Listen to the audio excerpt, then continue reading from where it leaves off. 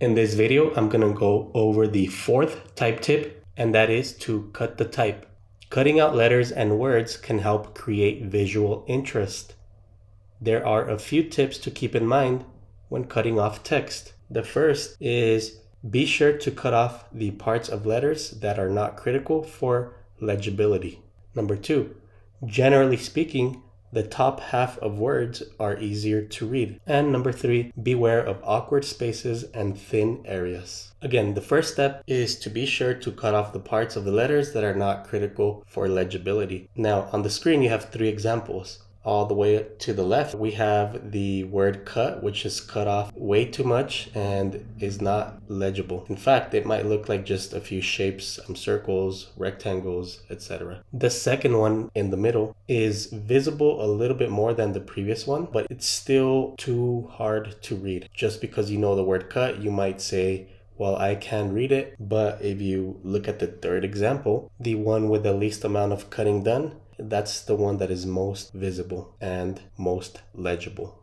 Number two, the top half of words are easier to read. Now, if we compare the word cut, once again, being cut both from the bottom and from the top, the one on the left is more legible than the one on the right. The one on the left is cut off from the bottom as compared to the one on the right.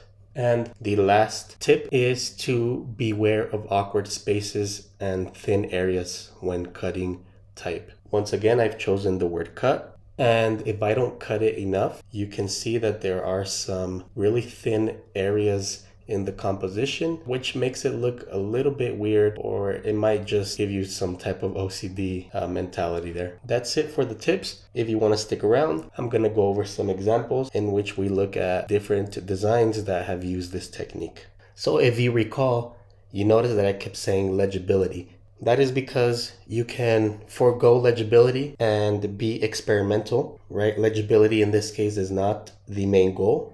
It's more about the expressive quality. Notice how the black and white compositions are very striking, somewhat luxurious in a way. Let's see some examples in which we look at some experimental designs using this technique, but with a little bit of color.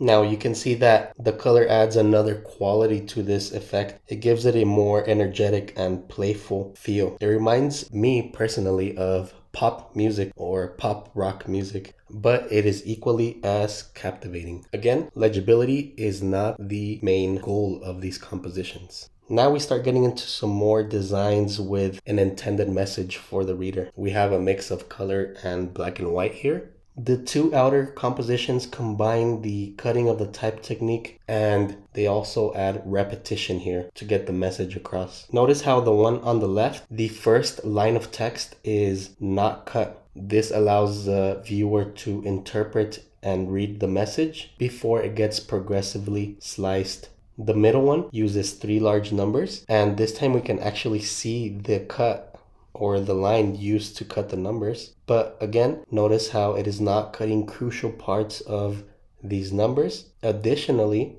it uses large characters, making it easier to read. And lastly, it also cuts the type vertically as opposed to horizontally. And the last one flips the text on its side or vertically, and it also cuts it vertically. So we have a combination here of horizontal and vertical cuts and horizontal and vertical text. What makes this legible is the fact that it is the same phrase repeated over and over, and so the viewer can digest the message, although they might have to stick around a little bit. And that's the point of design, for somebody to maybe do a double take and interpret the message. Some more posters and magazines that use this cutting of the type technique. The poster on the left cuts the type using more type or more text, so that's pretty interesting. The one in the middle uses that same technique, but this time we have more color in it, and also the text or the smaller text in the middle of the bigger, larger characters is arranged in a way that makes us feel as if there is a grid being used here. And I'm pretty sure this is part of the typographic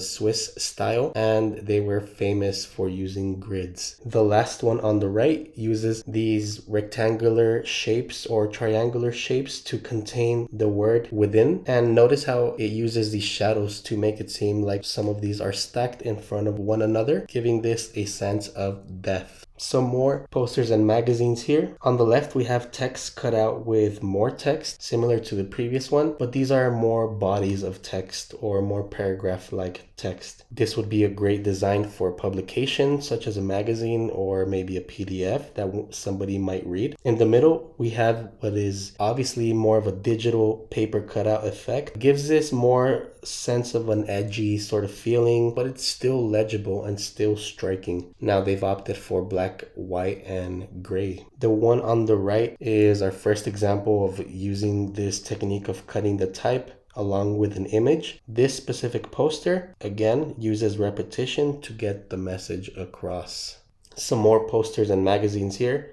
These three follow some of the techniques discussed in the previous slides with the use of an image to cut out the text, and the message is communicated very well here. I want to shift gears here and show you some real world examples. Notice how this technique works on a larger scale.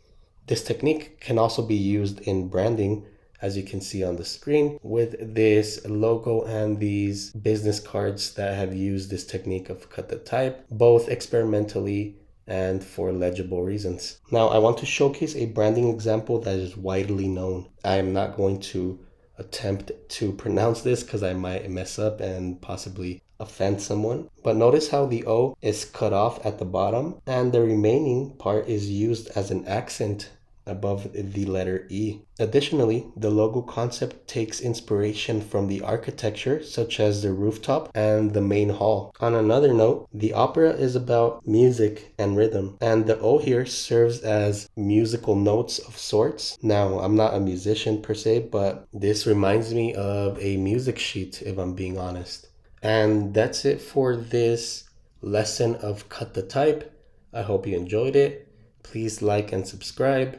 If you have any topics you want me to explore, please leave them in the comments below. If you see any examples out there and you want to share them with me, post a link down below and I'll check it out. And here are my sources for this project. If I did not mention you in my sources, please let me know.